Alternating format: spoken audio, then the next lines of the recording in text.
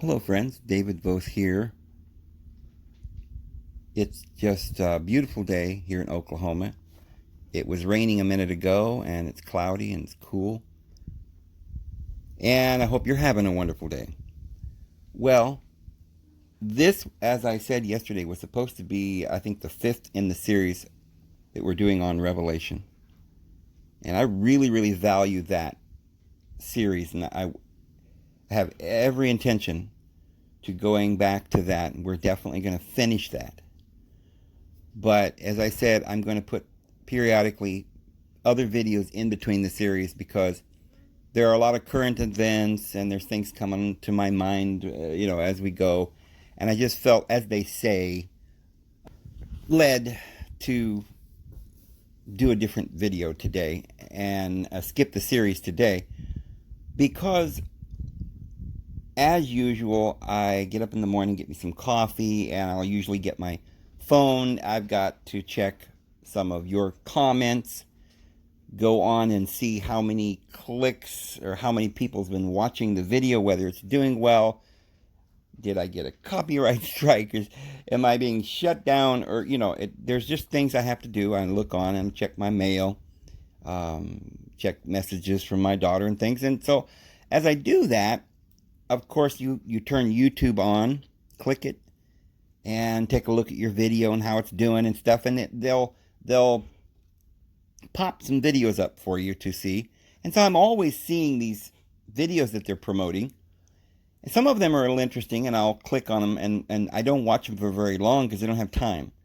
But I'll get, maybe, there's times when I'll put it on fast, like 10 times faster, or not 10 times, like 3 or 4 times faster than normal, and I'll listen to it real quick because I don't have time literally to listen to the video. So I'll put it on high speed, or rarely, usually I just watch a couple minutes of it to get the point, see what they're saying. A lot of times I'm not interested. But I will watch a video here and there just to see what somebody that I had seen in the past, how they doing now, what are they saying now. But like I say, not too many. I've seen a couple of Jordan Peterson videos. I've seen a couple of Joe Rogan's videos, a few of his. And I've seen a couple of this man here on your screen in the past. I've clicked on him because he's supposed to be one of these wise yogis from India. And the first thing you notice when you start to watch is that he's very likable. Very likable guy. You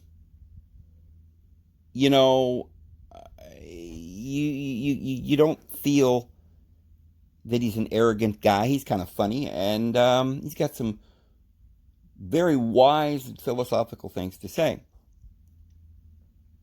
But I want to, and I don't normally single somebody out. I don't do it a lot. I guess I did do it with Jordan Peterson and Joe Rogan just then. And I have nothing against either one of those fellows. They're good people. I don't always agree with everything that everybody's saying. But and none of us do, I guess. But I think it's important that I want to tell you some things that I felt and I was thinking as I clicked on this man's video. Now, the reason it came up, I think, it could have been because I watched him in the past. I have watched him a couple of times. But it came up in regard to, there was another guy that I had watched the other day. I never heard of him before, but I like him, and he's into health and what to eat. And the only reason I happened to find him, again, I don't go looking for any of this stuff, but I happened to see him pop up because he had on his show as a guest. I'm not going to say who he is because I don't even know.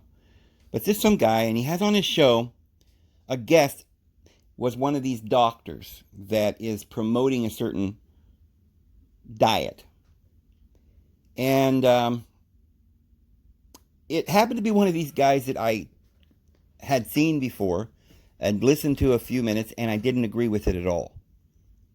Now, the guy what was his name? I don't even know his name. It's not important. I'm not trying to, single anybody out. I don't want to be critical of people because I know people are doing the best they can. Originally, I thought this guy was nuts.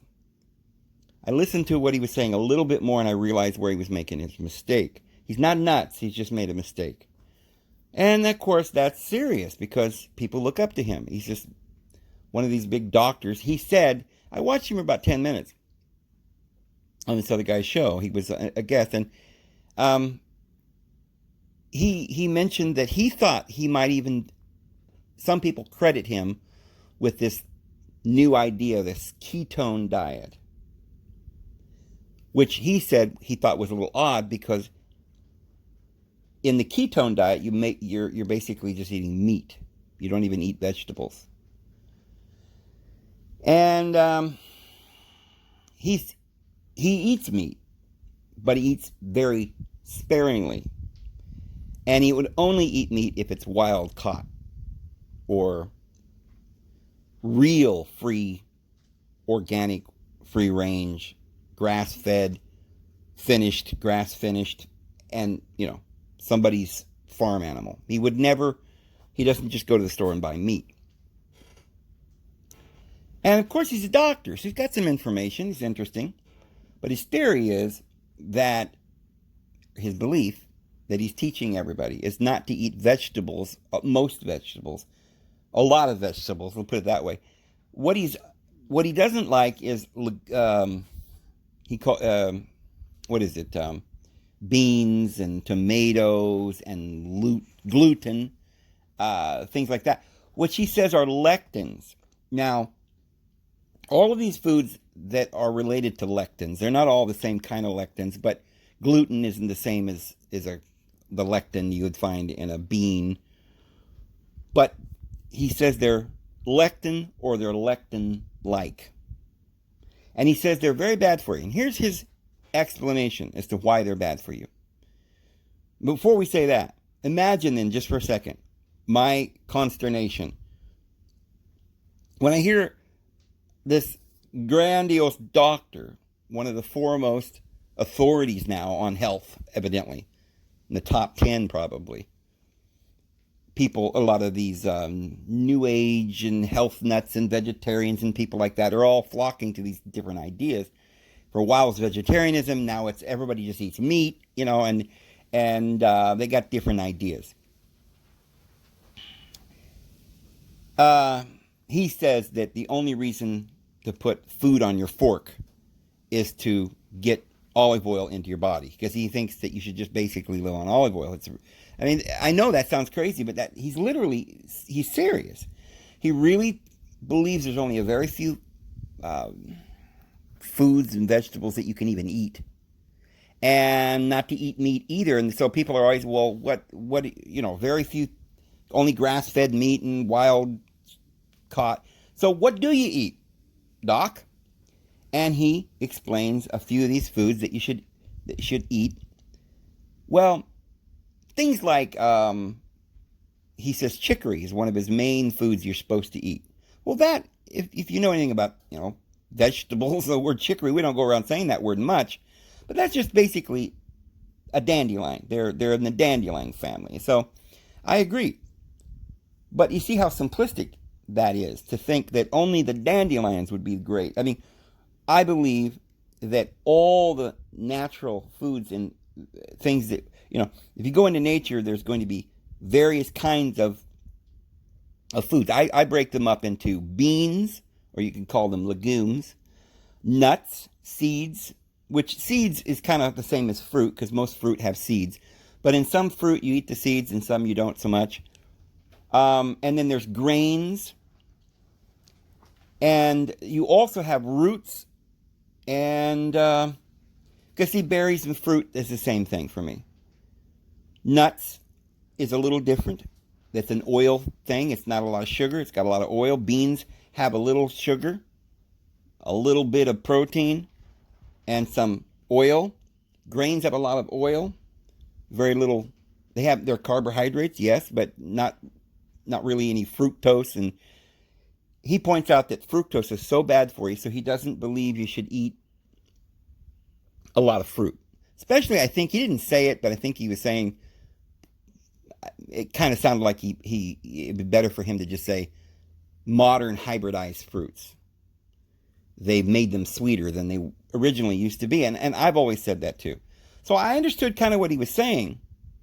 But, and I'm really kind of going into this a little more than I wanted to, but I wanted to talk about this guy as a basis for what we're going to talk about.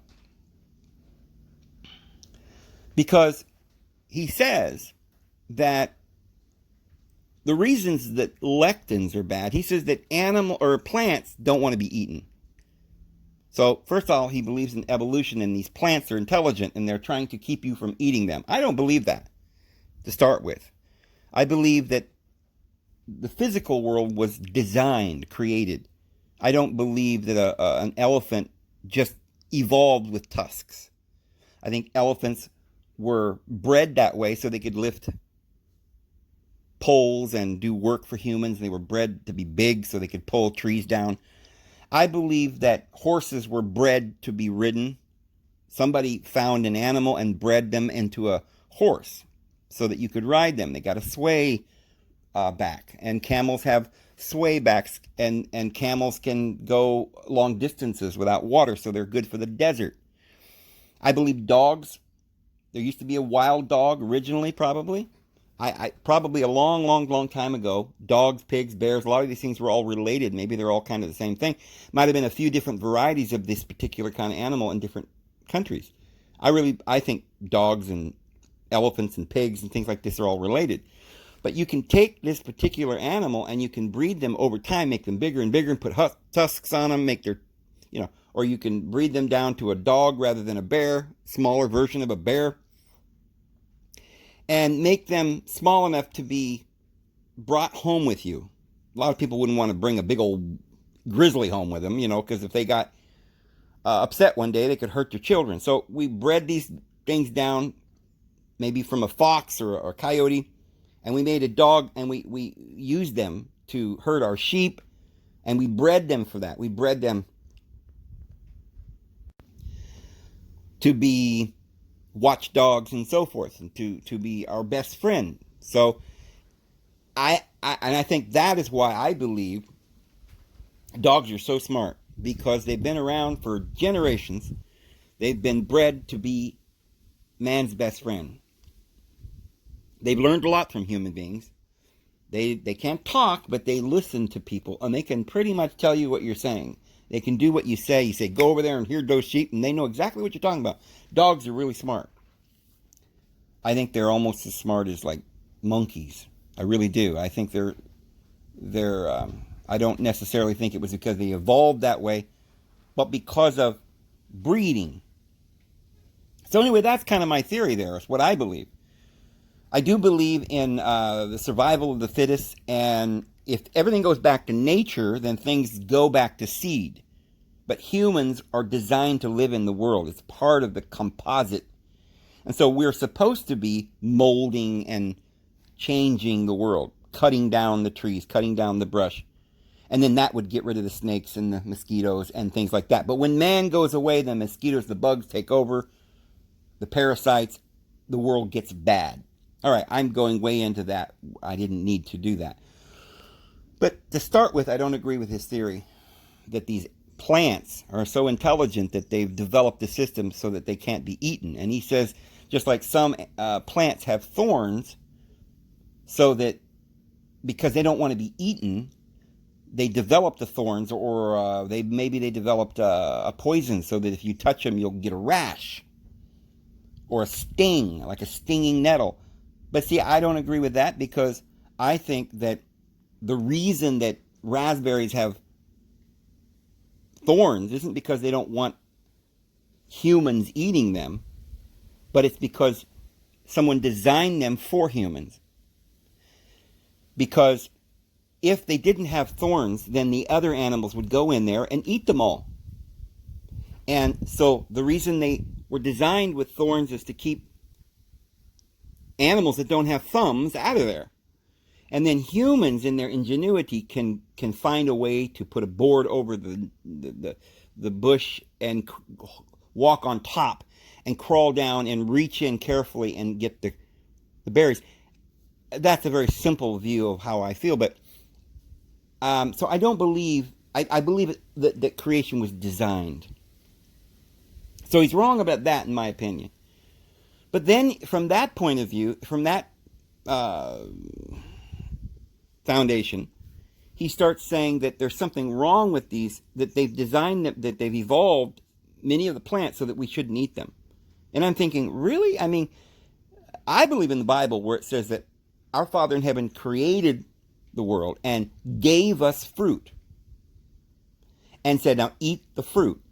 I believe in the second chapter of Genesis where it says Yahweh came down and began to make everything into form and changed the order of things into a lower order and made animals and man and made form.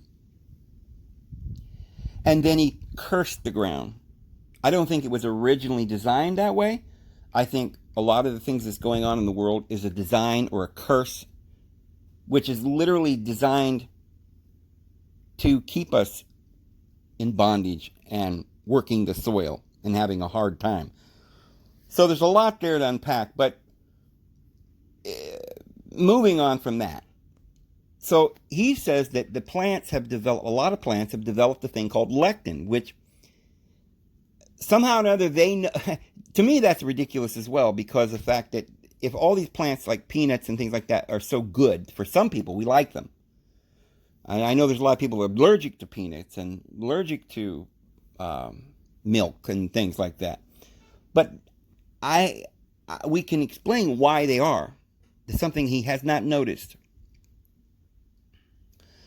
But it's not because we weren't supposed to eat them or they evolved so that we couldn't eat them. And somehow, so he believes that the lectin is he says it's an irritant to your artery walls.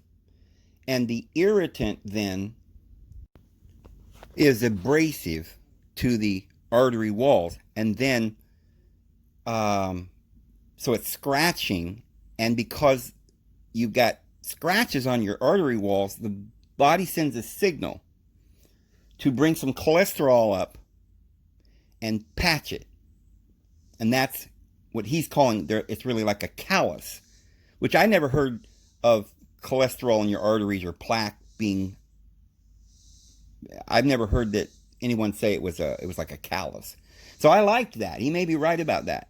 And that's good news, because that tells you that if you do have plaque in your arteries, all you got to do is stop doing whatever it is you got to do. Now he's saying all you got to do is stop eating lectins. Don't eat tomatoes and beans and gluten, grains, all these things, and don't eat them.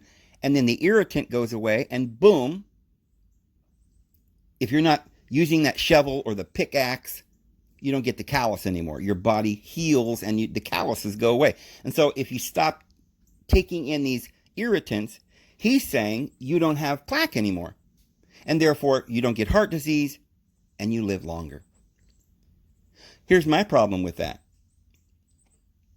I think he's oversimplifying, because he's just, I think when he says it's scratching, it's an irritant, I think he's making that part up. I don't think that's correct. It's something else that's happening, and there's a reason for it. And if you don't eat those other, if you go into nature and you see what our natural world has provided for us, the natural world provides for us fruit, nuts, grains, beans. It's one of the primary ways to eat. A lot of trees have legumes. A lot of plants have legumes or beans. There's a lot of people don't realize that, but a lot of trees have little pods with beans in it. We don't eat most of it. We eat very few beans in the world. But he's saying that if you eat a bean that's not been cooked, you can't, your stomach cannot withstand. It'll kill you. That's why we cook beans. Okay. Well, you don't eat grain without cooking them either. We don't eat oatmeal without cooking it. We don't eat meat without cooking it normally. Corn, you can't eat it if you don't do something with it. So I'm not really sure that's, the, that's just it's like putting he even made this analogy when he said in his little video, he was saying it's like an alien came to this planet from another mothership or something, and they're watching people on the earth, observing, and they said, and they call up to the mothership and they say, yeah, well, we're investigating everything going down here, and what we found is a lot of accidents, car accidents, and we've discovered what the cause of these car accidents is ambulances, because every time we see a car accident, we always see ambulances there, so they must be the cause. And he was saying, see, that's not causation. It's correlation, but not causation. So there's another reason that the ambulance is there. Not the ambulance isn't causing the accident. It's actually trying to help it. So he actually used that analogy to say that plaque is not caused, the cause of your illness. It's actually the irritants, the legumes, the lectins. Okay. Now, here's what I think he's wrong about. I don't think there's a scratching or an irritant. I think what it is simply this. Yes, the body has a mechanism and it sends something into your arteries when you eat those foods. Some people, not everybody. It doesn't bother me. I can eat all the beans I want. I can eat grain. I can eat wheat. I can drink milk. I can, gluten doesn't bother me. Some people, they eat gluten, they get sick. Okay, why? My arteries aren't getting scratched? It's not, my arteries are tougher than yours? No. They're not getting scratched. That's not what's happening. What's happening is, when I was a little baby, whatever my mother did, whatever it was, I developed an immune system. So I have a wide variable, I have a wide range of gut biometrics in my stomach. And so I've got hundreds and maybe thousands, or maybe it's millions of different types of bacteria. When you get, a lot of people understand what an antibody is. In other words, you get sick, the body takes care of it. Then it has an antibody and it knows what to do. And if you ever get that again, your body can take care of it. You got immunity built up. That's what this is about, immunities. So if when you were a baby, you didn't touch cats, you didn't live on a farm, you didn't eat dirt like some of the children around me did, in my life when I was growing up. We went out in the garden and played in the dirt, jumped off of cliffs, played in the water. Some of us came out of our mother's vagina, and that was evidently that helps. C-sections isn't good. Some of us got breast milk. There's various things. We lived in natural life. We lived in the mountains. I ate a lot. Growing up as a baby, we ate venison. Well, not as a baby, but, as a child, my father hunted, so we ate wild game. Mom made food, we didn't go to McDonald's, which they didn't have any of it. So there were a lot of things that gave me this immunity. Now, you say, but wait a minute, Dave, why would you need an immunity for lectins? Doesn't that prove that there's something foreign about it? No, the lectin's not foreign. However, if you got an allergy, why do you have an allergy? Does that mean that everything that you're allergic to, like grass and hay fever, that somehow or another hay is bad for humans? We shouldn't be walking through the grass? No, we have an allergy. Why? Because you don't have a good enough immune system. Your body doesn't recognize those allergens. It doesn't recognize those spores or whatever it is that's getting into your nose, and your body's like, oh, that's foreign. We don't know what that is. See, it's kind of like if you get the flu. Some people die of the flu. Some people, they don't, because they got immunity built up. You say, well, you shouldn't get the flu. Well, everybody's gonna. Healthy people, they don't get sick.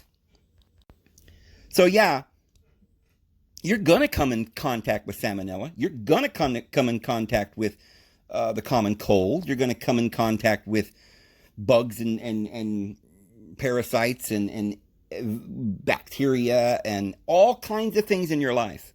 They're natural. Your body, your gut has salmonella and E. coli and all of these things. But you are living perfectly fine because you have the right balance of gut bacteria.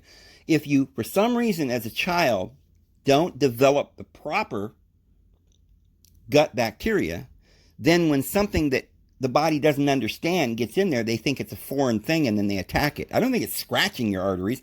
I think it's simply not known. Lectins are like, what? We don't understand.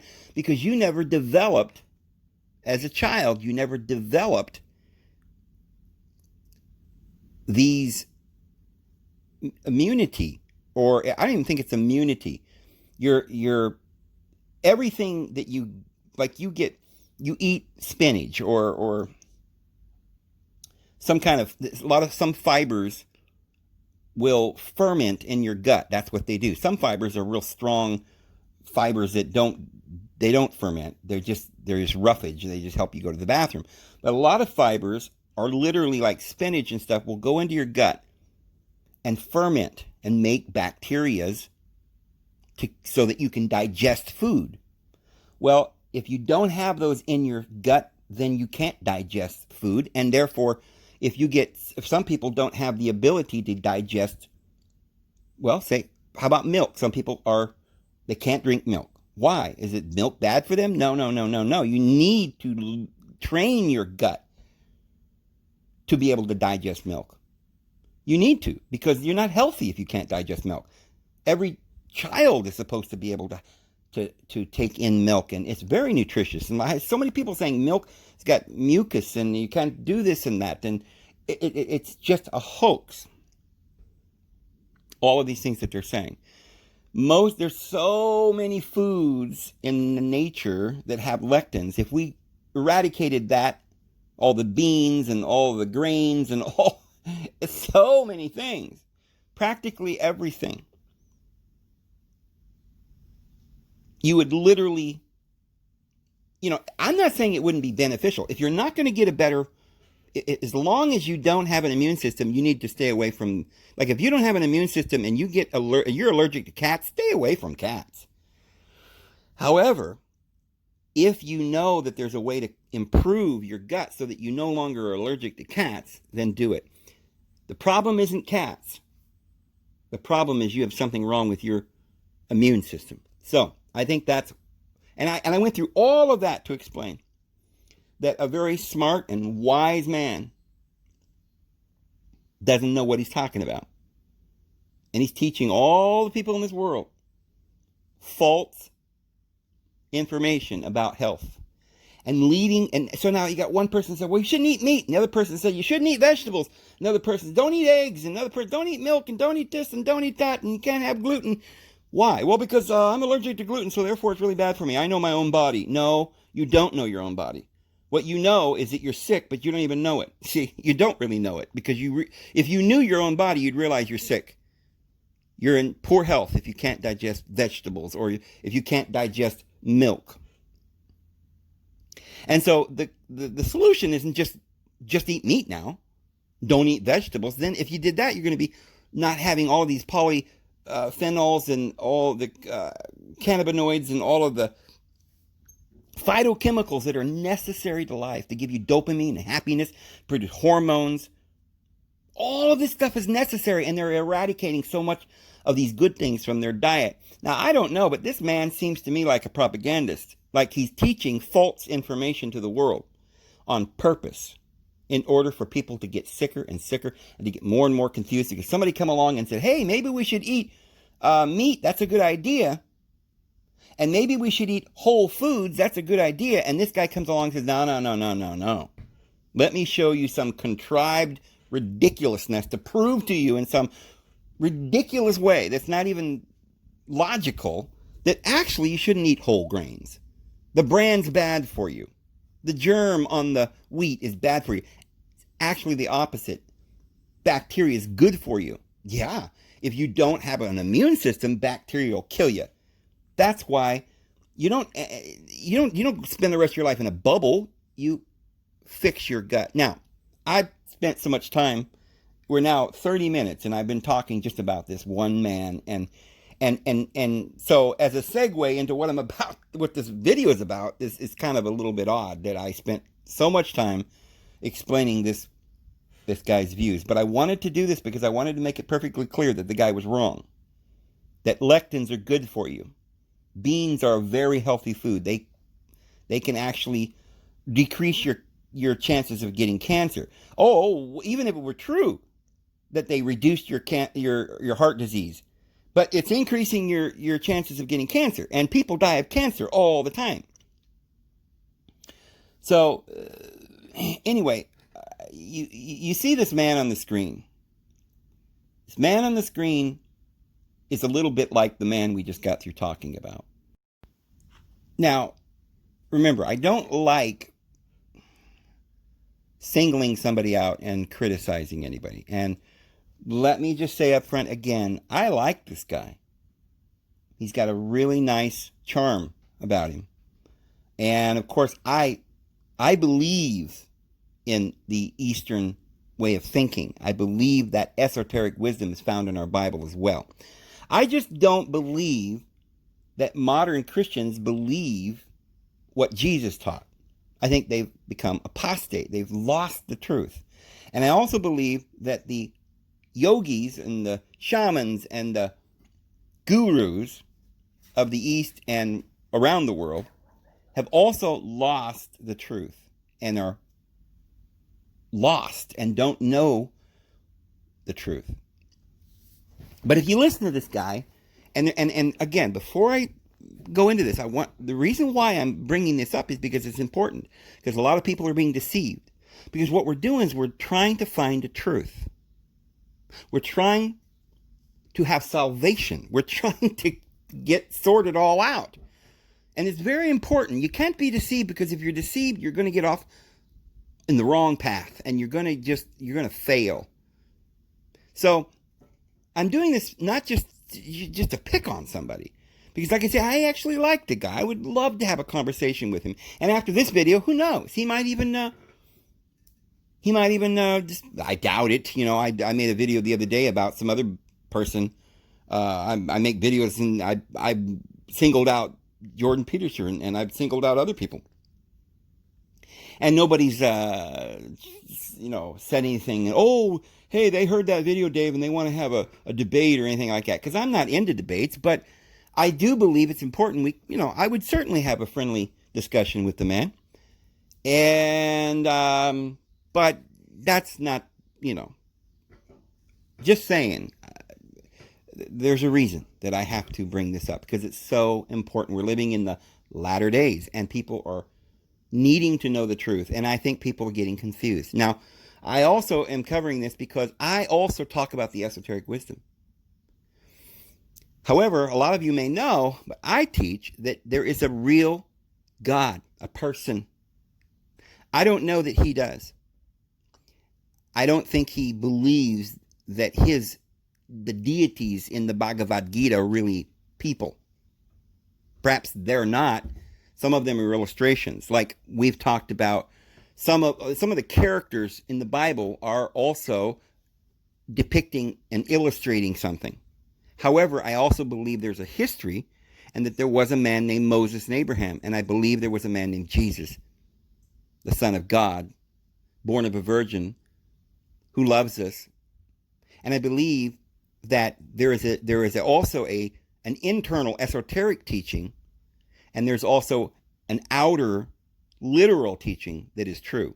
You can't avoid that when you read the New Testament or the Old, because the New Testament categorically teaches that Jesus walked the earth, was born of a woman, born under the law, partook of flesh and blood, as did his brethren, and suffered and learned by the things in which he suffered, and on and on and on. In fact, the teaching of Antichrist is that he did not come in the flesh. And so it's important that we discuss these things to try and understand why it is important to know this. So, I think this man's name is Sadhguru. And so he's very clever. Now, I want you to know, when you watch this man, if you watch him for a length of time and you really aren't absolutely certain what the teachings of Scripture is and whether or not you really do believe the teachings of Scripture, but if you're a little bit lost and you don't know what to believe, if you started listening to this man, you would be profoundly influenced because he's very clever. This is what I want to point out. What do I mean by clever? Well, set him aside for a moment and we'll get back to him. But I've known about this for a long time. Here in the West, well, even Sadhguru says that yogi, he's a yogi. Even he says that a lot of the yogis and shamans are wacky. Modern shamans and gurus, and he says that. He made the statement that there are a lot of wacky ones. Well, I agree with him. And so what you watch him and you begin to think, well, he's sincere and he believes what he's saying and he must have found some truth. He seems pretty wise. Well, I remember, as I was saying, years ago, I heard about some particular yogi that was renowned throughout the land, and everybody thought he was a great master and had attained enlightenment and everything, and so they made pilgrimages to see this man, and he was great and wonderful and wise and said great and wise and wonderful things. And what was really interesting about this yogi is that he could do miracles. Now, if a person can do miracles, then that means that you got to believe them, right? I mean, if they can demonstrate what they know is true, then that even just icing on the cake. Now you really are impressed, right? So people would go and you would meet the guy at a certain spot, maybe a rock or something where the trail began. Maybe there was a building there and he gave a lecture or something. Who knows? But you became a pupil. Well, then you would walk probably 10 minutes down a trail and to an open field, and this amazing guru would, out of nowhere, with everybody standing there and watching, would make a lemon tree appear. And so he was renowned all over the world for being this amazing guru. Well, I'll tell you, the truth is that the guru did not have the ability to make a lemon tree appear fully grown instantly out of nowhere. He did not have that ability. And if he did not have that ability, and yet he claimed to have that ability, then he was actually, rather than being a great wise guru, was actually a deceiver. Well, how could he manage to make 100 people standing in a field believe that he had just made or created out of nothing a lemon tree? Well, remember, he knows how long the trail is. It takes 10 minutes. He can walk at a certain pace. When everybody met, the 100 people or whatever that would go on this particular thing, they would meet at a certain location, and he would encourage everyone to have a bottle of water or something. He had already spiked their water with a psychedelic drug. A drug that was conducive to mesmerizing people. It would be a type of drug that would make your mind so that when somebody spoke to you, you just believed them. And there's drugs for that. I mean, even our CIA has a drug that they call it a truth serum. They give you the drug and boom, you got to tell the truth. So there are different kinds of drugs and there's different things you can do. So some drugs like peyote, this is what some of the shamans, the Native American shamans, they would use peyote, and the master would teach the student with peyote because they would hallucinate. And I won't go any further there but let me just say, they were not deceivers.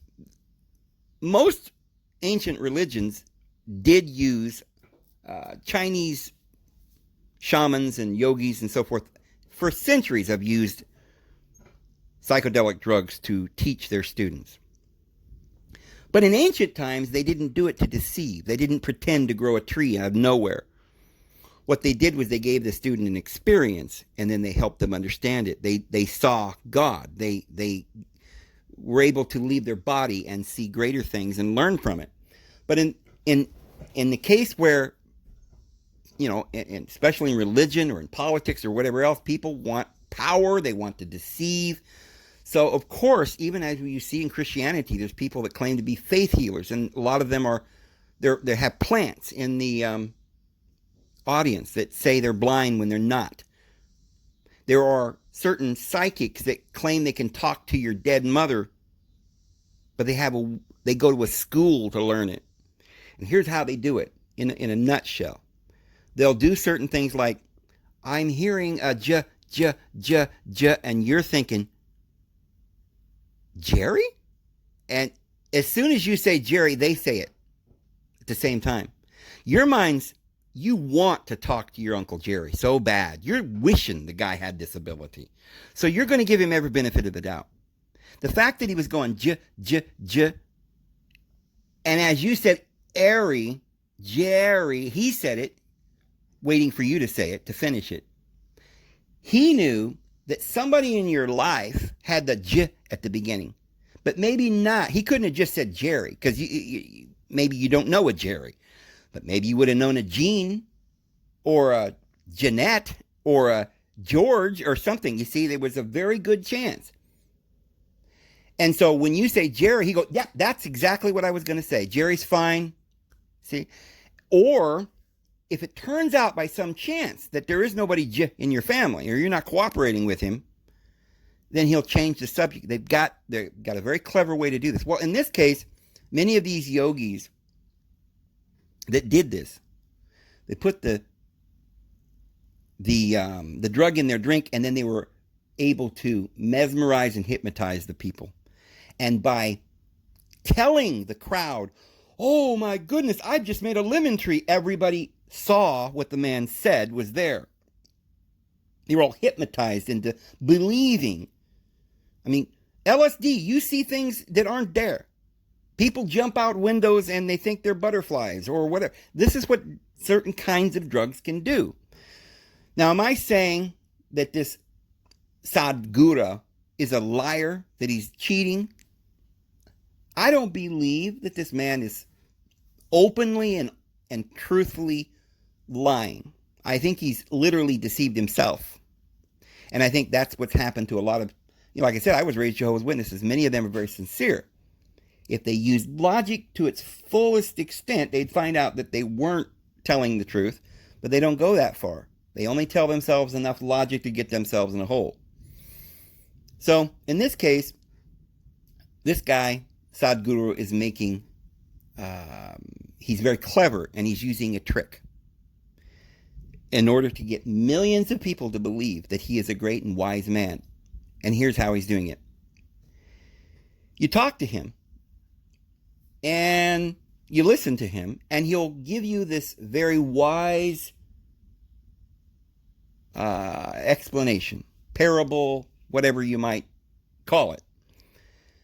And it'll be words that are so carefully contrived that they will convince you of something that you hadn't been convinced of before. For instance, example. In fact, I think this is one of the things that he said. It's not a really good one because I can't think of a real good one. But he said, today scientists have discovered atoms. And they've also discovered that we only know about 10% of what these things do and what they are. But 90% of these atoms, inside of it, we don't know what's in there. We don't know what it's made out of. We don't know. Well, it was interesting the way he said that. Truth is there's nothing in there. Actually, a lot of people like to do that because you don't know science, and they do, or maybe they don't. I don't know. But they will actually tell you something about science that's not actually true. The truth is that there was a time when they believed that atoms were made of particles, but they don't believe that anymore. They don't believe that the universe is made out of particles. They don't believe that energy is really physical. It's a power or a force field. It's not actually physical. So the truth is that it's not 90% nothing or 90% we don't know what it is. But he made his point that since we don't know what is inside of an atom, we don't know what's going to happen to us tomorrow. We don't know a lot of things. But people have beliefs. And if you believe in something, what is that? It's either you know it or you don't know it. He's absolutely right about that. You either know something or you don't know something. Christians have fallen into this. They talk about beliefs. We shouldn't be talking about beliefs. We shouldn't have beliefs. If you spend your life believing in things, you're living in a fantasy. So you hear him say stuff like that and you say, wow, so amazing. So you ask him, well, okay, great guru, what should we do then? If everything around us is an illusion, so how is that, what am I supposed to do with that information? And he tells you, well,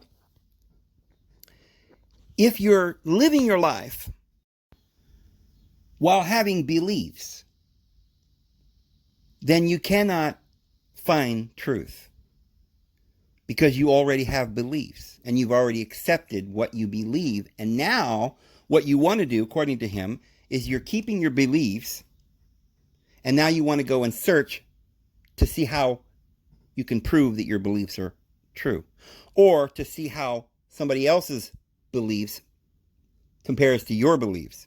Maybe you'll even allow your mind to decide whether or not your beliefs are as good as their beliefs. But either way, they're beliefs. What he says is that since we don't know even what is in an atom or what the physical makeup of the universe is around us, we don't know all these things. Why would you want to come up with a belief about these things? Why wouldn't it be better to say, I don't know? Then if you go and start searching for an answer, at least you start from a place where you can accept the answer if you find it. But if you have a belief, you cannot accept the answer. You're living in a belief. Now, he talks about this in a much deeper way. He gets very deep into this and talking about how people believe that they have limitations. And he says if we don't believe we have limitations, then we can do just about anything we want. So he has all these wise and amazing sayings. By the time you're done listening to him, you're convinced that everything you thought was true is not true. And now you can find truth because now you know what isn't true. He's good at, he's very good. He talked about his mentor. I imagine he was taught by another guru at some point. He now is one, I think they say he was one of the 50th most important people in India, most influential people. So he's a very influential yogi. He has a lot of money, I suppose, and a big foundation, and he writes a lot of books. And so he's got a lot of influence. And so people are being convinced. Well, what are they being convinced? This is the great illusion. All he's telling everybody with such great and profound wisdom is that they don't know anything. And ultimately, he's saying, so people will say, well, then what should I do, oh master? Sit in a yogi position, say Om, light candles, rid your mind of beliefs, of ideas, start from scratch and seek within. Because everything really is within you. Okay, profound. Wow, okay. But what he doesn't ever explain is how many yogis have done this in the past. Do yogis live longer than ordinary people? Are yogis happier than other people? Maybe sometimes they are because they're not involved in religious life and pressures and money and all this stuff. I know a lot of yogis and shamans and gurus or whatever, they have harems. They're not what you think they are. They're human beings. They're taught a discipline. And some of them are teachers, and they're taught to be very profound teachers. I mean, Jordan Peterson is a very profound teacher, but not everything he says is true. I'm not saying that what this man said here, and we didn't even go into really a drop in the bucket of what he was talking about. He had some very wise things to say, and we don't have time to go into all those things. But what I'm saying is that most everything he's saying is just that you don't know anything. That's what he's trying to get you to realize. The great revelation is you don't know anything. And that makes you think he's very profound, and that you're just so happy because you can let go of all of these things like beliefs. And then you begin to doubt everything. And then you think, well, then the only way I can know the truth, since I don't know what it is what? You ask the master. And what does the master say? The master says that you don't need to know anything. That's all an illusion. All you need to know is yourself. Because you are the all. And you go, whoa, that's so wild. That's great. Now, so, all right, so now you know the truth. You're the all. But, Master, I still feel emotion. I still feel sad. I'm still worried. He said, grasshopper, you have not let go of the ego. You still have desire. You must get rid of all desire. Yeah. Starting to sound kind of interesting, but really? Are we? Just like what we were talking about before. Is this world an accident? How did we get trapped here? Well, they probably have a theory of how we all got trapped here. Desire trapped us. I talk about this too. And to a large extent, all of this is true. But there's one thing missing. Ultimately, he doesn't have anything to guide you to. Only some illusion to break. He will pop your bubble and your illusion and tear all that you already thought down, which was probably fine because most of what you already thought was probably false. And he's given you a lot of things to think about. But ultimately, sitting in a yoga position doesn't save you. Saying Om or lighting candles or blanking out your mind.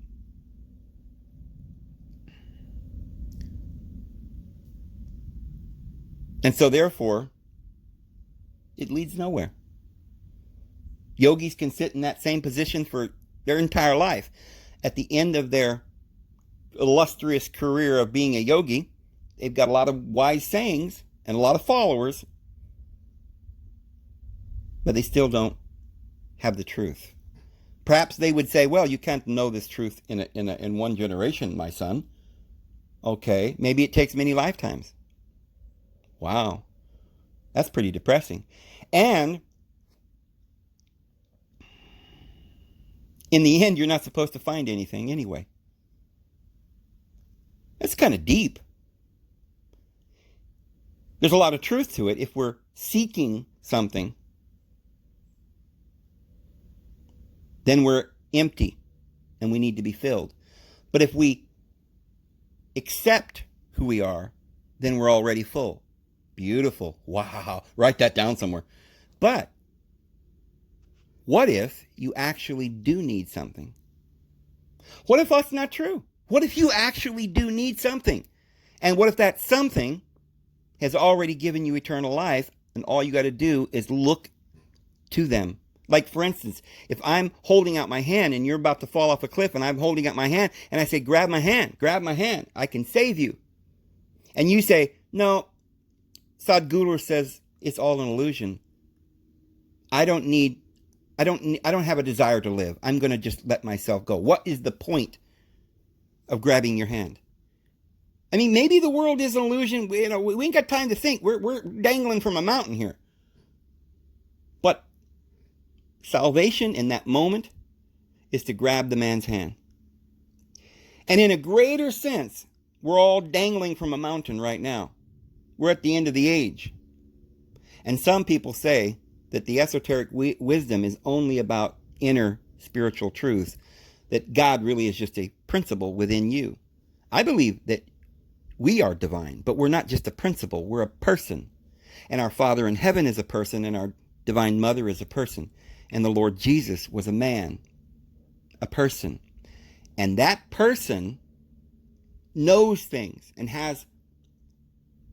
there are real things that you can know. He has mastered this physical world. And the fact is that he came here to deliver us because we can't without him. In other words, why would I want to? My mother is a person. I'm worried not just about my own soul, but about my mother, my children, my father, my brothers, my sister, my friends. This is much bigger than just trying to find some peace within my heart and knowing that one day I'll go to a higher plane and everything will be wonderful. That could be true, and that may be the esoteric wisdom that we'll find out in 1,000 years. We'll find out that, all of us are just we could have manifested our reality at any time. There's all these wonderful things that are really true. The Bible teaches this esoteric wisdom. But it also teaches that there are beings in the universe, not just principles. I love my father and my mother and my brothers and my friends, and they're real. And I plan on being in heaven with my daughter and my friends and my family, and hopefully even my soulmate. Because, you see, we belong together as a family, a unit with the bond and the unity of love. The Bible is different than modern gurus who teach in some esoteric wisdom that is they only talk about the Christ, the inner Christ within you. Well, you see, Jesus says that you have a spirit, and you have an actual being, and you can make decisions, and you're an entity. And you will live forever as that entity. They teach the ego is bad. I teach that the lower ego needs to be like an animal. It needs to be, you put a bit in its mouth and you control it. The higher ego, which is the higher conscious self, the Bible teaches us that. There are lots of great wisdom there. But you get lost in all of that wisdom if you were not understanding it. But what's one thing is very important is that you can't necessarily do all of this by yourself. You're not an island unto yourself. We learn to have faith, yes. We learn to do right and have right actions and right thoughts. And all of that wisdom is true. But when you come to a teacher and you want to know, well, the world's coming to an end. The Antichrist has arrived. The buildings are being burned down. There's riots in the streets. What shall I do, O Master? And if he tells you to go sit in a corner and say, that doesn't satisfy you, does it? Because maybe it would work if you had a 1,000 years. Or something. I don't know. I'm just saying. But it certainly is not going to help you much when you've got 6 months and they're coming to take your children and your family, because there's an evil entity, a real person. There's a real devil. He's created a government to enslave your soul. We may have been deceived. We were deceived by our ego. I agree with that. The Bible teaches that. But now that we're deceived, we were helped with that by liars. There were liars along the way, and there were murderers. And if we don't know that there are murderers, if we just think it's only something within us, yes, ultimately only our own weaknesses, fear, we have nothing to fear but fear itself, and ultimately no one can harm us if we just simply believe and have truth. According to our faith, so shall it be. We've gone through all of this esoteric wisdom. But if you were to go to Sadhguru and ask him, what is the answer? Can you give me an answer? Do you have salvation and he would not have it. He can only impress you with with clever sayings to get you to a place where you think he's wise and he must know so much because he's told you so many things about what you are and what you think and how wrong you've been. Oh, I didn't realize it. Oh, I don't know anything. Everything I shouldn't have beliefs. How profound. I should have an open mind and I should seek the Lord. And I should have love. But you see, they're using a lot of words. They don't use love a lot, as much as a Christian would. Brotherly love. In the East, they talk about all these things in the scriptures. But a lot of gurus are just concentrating on just simply the ultimate answer that we are beings and our own mind creates our reality, and that's all they know. But they're like little children playing a fiddle at the auditorium. It's your child. He's playing a fiddle really well, right? He's not Mozart. And you clap your hands and you're proud of him, but he's learning. But he's not Bach. Even if we think for a moment that he is. All of the people that are on this earth, there's a harvest coming. We're all babies in Christ. We're all children. We don't know fully all of this esoteric wisdom and our full extent and our potential and all these things. Ultimately, we have an elder brother who has already promised us he's coming to save us.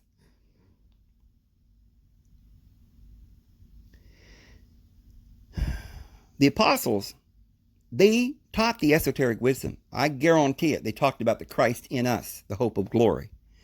But they definitely also taught that Jesus was a real person and who died for your sins. You see, Jesus fulfilled all the esoteric wisdom, even the esoteric wisdom that was being taught by the prophets such as Buddha and Krishna and Zarathustra. Those people were the scattered children of Israel that went into all the world and were prophets to those nations. All of those teachings, if you really read, they have the esoteric wisdom, just like the scriptures do, but they also teach of the one who will come and the end of the world. The end of this present age and the coming of the next age. So we need our fathers and mothers, and we need the prophets, and we need the Lord. And this is a real thing. Don't be mesmerized by a teacher who seems to have all kinds of wisdom and knowledge, but in the end, they don't have the answer.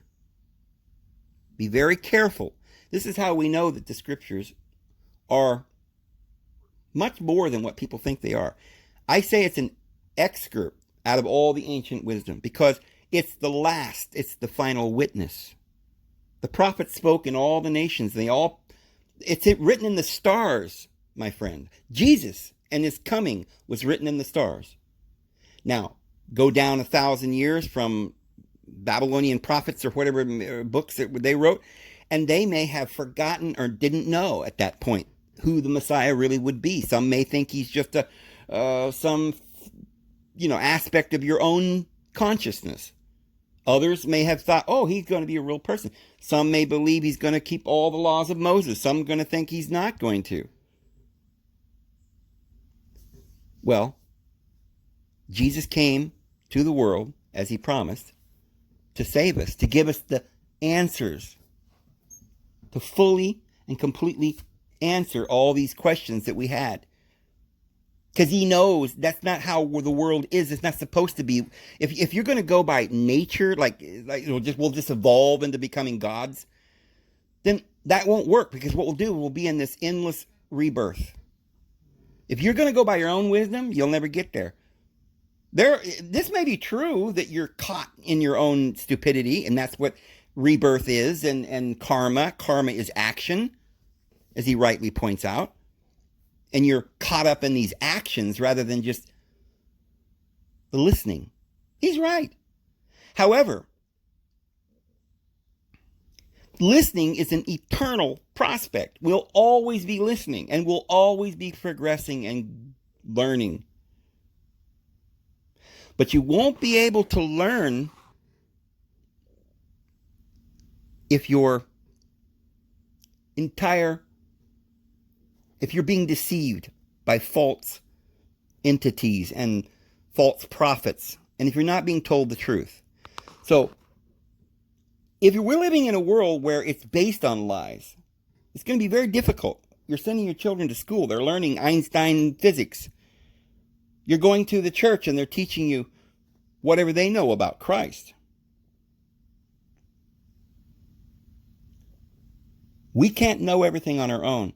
Maybe we will learn more, and we will get to the place where we don't need our elder brother and his coming to save us and all of his promises. But I guarantee the entire world right now was definitely put in place. This is a creation. Somebody's planned it. There's a program here. And there are people who are planning on hurting you. And you can't stop that. Yeah, you don't need this world. You could fly off and be a spirit or whatever, but then you could so easily be deceived as well and be caught up into some other false paradigm. The only hope that all the prophets prophesied was that Jesus would come. A real person would come into the world, become flesh, to save us from this great darkness, from the flesh and the ego. To be that light for us, to be a vehicle for the light through the word of his preaching. Because of his patience and his love for us. Because we're his children. See, the universe is very amazing. It has mechanisms so that we can succeed. And one of the mechanisms is that we, the entities that live in this world, we can have communion. We have fellowship with one another. And we can help each other. And we can't make it without each other. This is why we need the congregation, the brothers and our sisters. And this is why we look up to our elders. And this is why we're going to wait for the coming of our Lord Jesus Christ. Because he has warned us about the dangers of what's going on today in this one world government, the Antichrist. We need to keep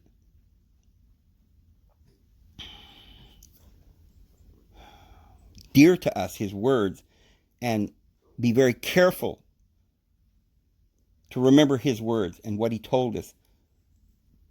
Because there's a little verse in the Bible that says this, that Sadhguru cannot explain with his teachings.